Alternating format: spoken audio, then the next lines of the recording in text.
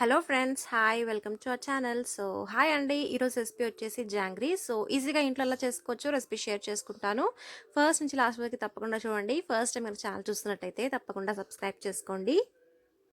So బయట నుంచి క్రిస్పీగా, లోపల నుంచి జ్యూసీగా ఉంటుంది. సో రెసిపీ షేర్ చేసుకుంటాను, చూసేయండి. సో జాంగ్రీ చేసుకోవడానికి మనకి మినపప్పు కావాలండి. సో మినపప్పు తీసుకున్నాను. ఒక 2 టైమ్స్ వాష్ చేసేసుకొని నానపెట్టేసుకున్నానండి. 4 to 5 అవర్స్ వాటర్లో నానపెట్టేసుకోవాలి. సో మినపప్పు నానిపోయిందండి. సో మిక్సీ జార్లో వేసుకొని మెత్తగా మిక్సీ పట్టేసుకుంటున్నాను. చాలా మెత్తగా పేస్ట్ రావాలండి. సో నానపెట్టుకున్న మినపప్పులో నేను 1 కప్ మినపప్పు తీసుకున్నానండి. సో 1 కప్ మినపప్పు తీసుకొని కొద్దిగా వాటర్ యాడ్ చేసుకొని మిక్సీ పట్టేసుకుంటున్నాను. సో కొలత చూసుకొని తీసుకోవాలి. సో 1 కప్ మినపప్పు మిక్సీ పట్టేసుకున్నాను నేను. సో చాలా మెత్తగా మిక్సీ పట్టుకోవాలి. చూసారా, ఇలా స్పాంజీగా ఉండాలి. సో ఇలా మిక్సీ పట్టేసుకోవాలండి. మిక్సీ పట్టేసుకొని నేను ఒక గిన్నెలోకి తీసేసుకుంటున్నాను.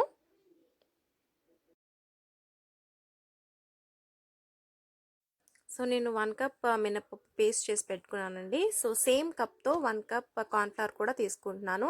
సో 2 ఈక్వల్ క్వాంటిటీలో ఉండాలి. ఈక్వల్ క్వాంటిటీలో ఉంటేనే మనకి బయట క్రిస్పీగా వస్తుంది, లేకపోతే మెత్తగా వస్తుందండి జాంగ్రీ అనేది. సో ఈక్వల్ క్వాంటిటీలో తీసుకున్నాను కార్న్‌ఫ్లవర్ అండ్ మినపప్పు కూడా.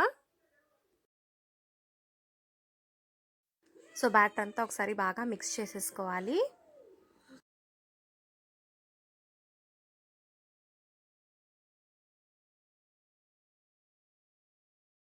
So orange food colour add చేస్తున్నానండి బ్యాటర్లో. ఒకసారి అంతా బాగా మిక్స్ చేసుకుంటున్నాను.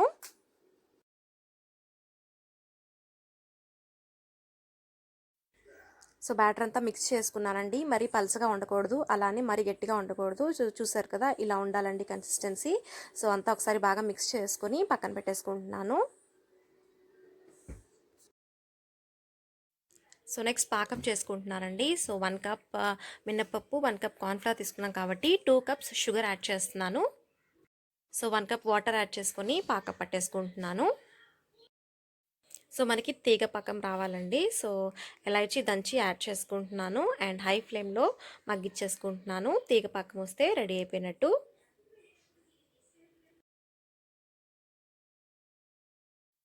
నెక్స్ట్ వచ్చేసి జాగరీ చేసుకోవడానికి నేను ఒక ప్లాస్టిక్ కవర్ తీసుకున్నానండి. ప్లాస్టిక్ కవర్ తీసుకున్నాను.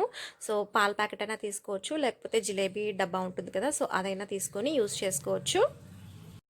సో నేను బ్యాటర్ అంతా కవర్లో వేసేసుకుని రబ్బర్ బ్యాండ్ కట్టేసుకున్నానండి. అండ్ ఒకసారి వేసి చూసేసుకుంటున్నాను. సో ఇలా కావాలంటే ప్రాక్టీస్ చేసుకోవచ్చు. అండ్ లో ఫ్లేమ్లో ఆయిల్లో మనము వేసుకోవాలండి జాంగ్రీ అనేది. సో లో ఫ్లేమ్లోనే పెట్టుకొని కాల్చుకోవాలి. లో ఫ్లేమ్లో పెట్టుకొని కాల్చుకుంటే మనకి బాగా క్రిస్పీగా వస్తాయి అండ్ లోపల మగ్గిపోతుంది. సో ఒక 5 మినిట్స్ లో ఫ్లేమ్లో పెట్టుకొని కాల్చుకోవాలండి. 2 సైడ్స్ కాల్చేసుకోవాలి. అండ్ జాంగ్రీ రెడీ అయిపోయిన తర్వాత జీరాలో వేసుకోవడమే. సో రెడీ అయిపోయిందండి. తీసుకుని జీరాలో యాడ్ చేస్తున్నాను.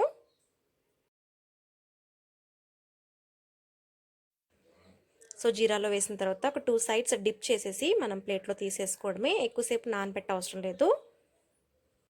సో 2 సైడ్స్ పాకంలో ఫ్లిప్ చేసుకొని తీసేసుకోవాలి. షేప్ మాత్రం ప్రాక్టీస్ చేస్తూ ఉంటే కరెక్ట్గా వస్తుంది అండ్ టేస్ట్ మాత్రం సూపర్గా ఉంటుంది. సో తప్పకుండా ట్రై చేయండి.